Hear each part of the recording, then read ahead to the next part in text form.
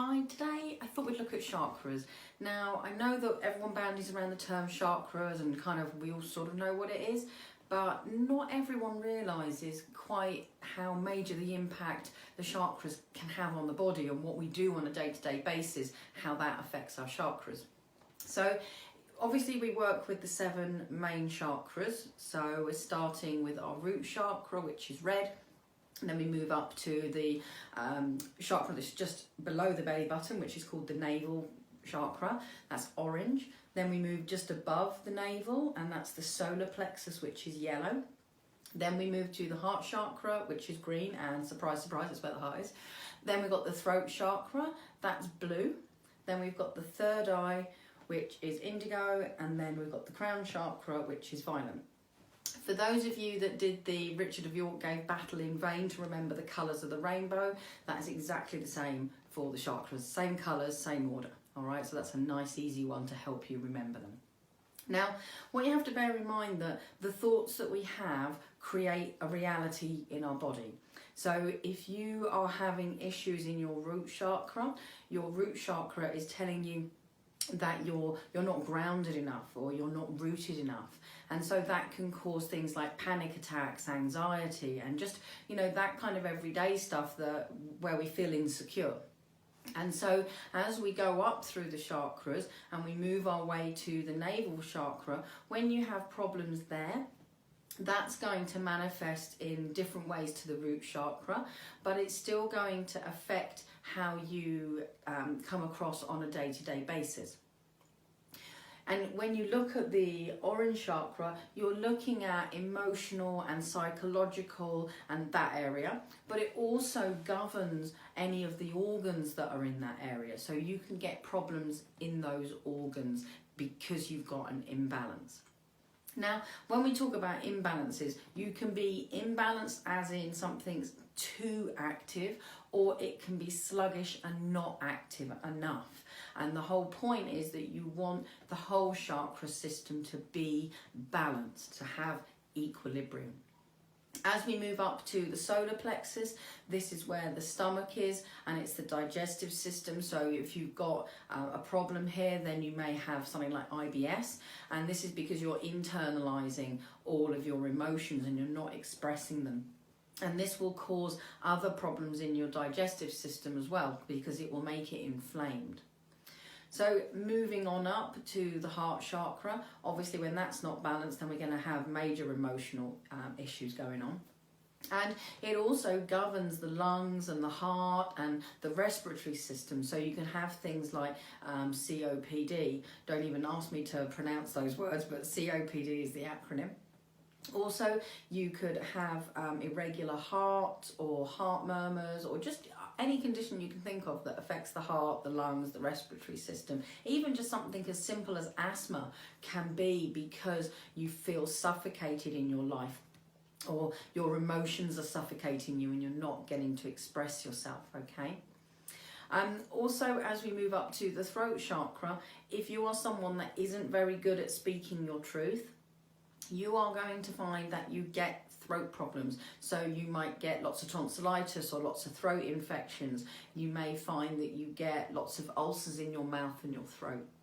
And this can simply be cleared up by being able to say what you need to. And if you can't say it to the actual person that you need to, then you can just sit and meditate, and in your head you can send it all over to spirit or to the angels or your loved ones in heaven.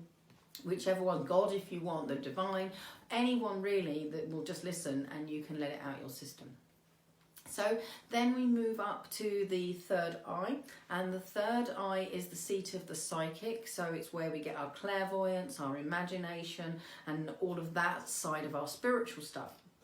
And if we're not able to balance the third eye chakra, then we're going to have problems with our spiritual stuff. And if you're new to doing psychic stuff and clairvoyant stuff, you may find that you get an ache or a headache there, but that will go away once you get used to working with that particular chakra. Then on top of that, you've got the earthly stuff. So you might be getting sinus problems, you might be getting headaches, you might be getting vision and eyesight problems.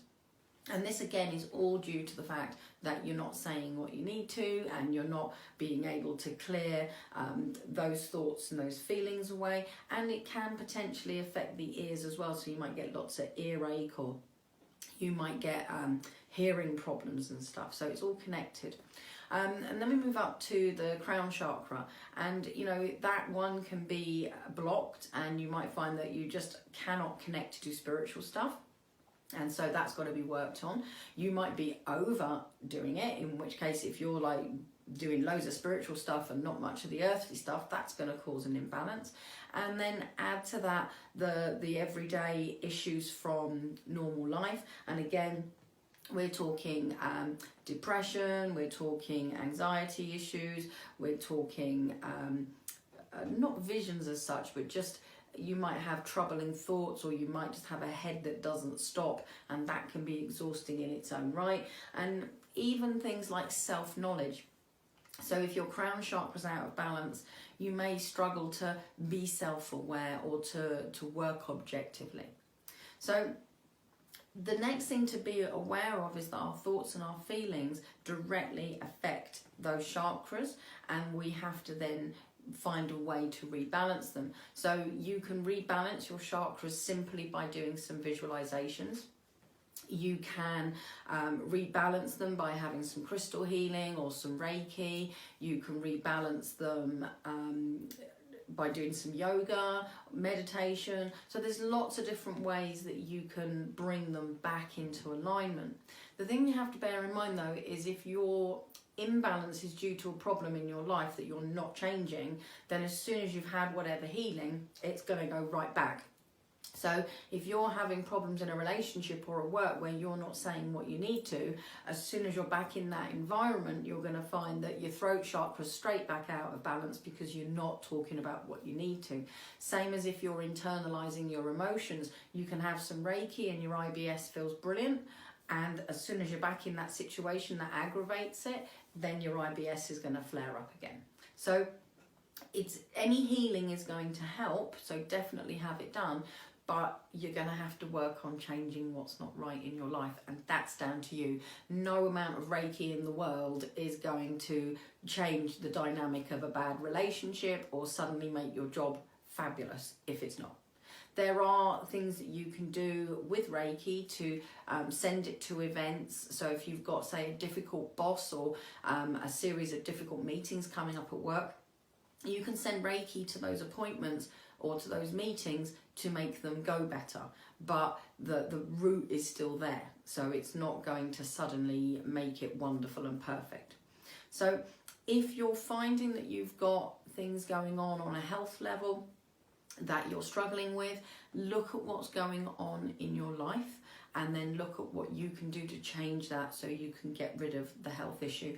And I would definitely recommend a fantastic book by Deb Shapiro called Your Body Speaks Your Mind, and that will just explain everything. Louise Hay did some stuff very, very similar, but Deb Shapiro's kind of taken it to another level.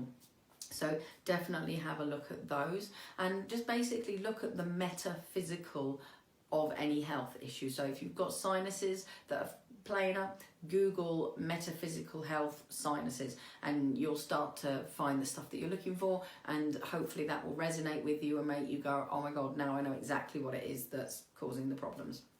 So I hope that helps, because the chakras are such a huge part of our day-to-day health and our emotional state, and so the better condition they are in, the better condition you will be in. I am going to be running a course on the chakras, so if you're wanting to know more about the chakras and how things affect them and how to rebalance them so that you can do it all for yourself, then message me and I'll put you on the list ready for when that course is ready in 2020. So thank you very much for watching and good luck.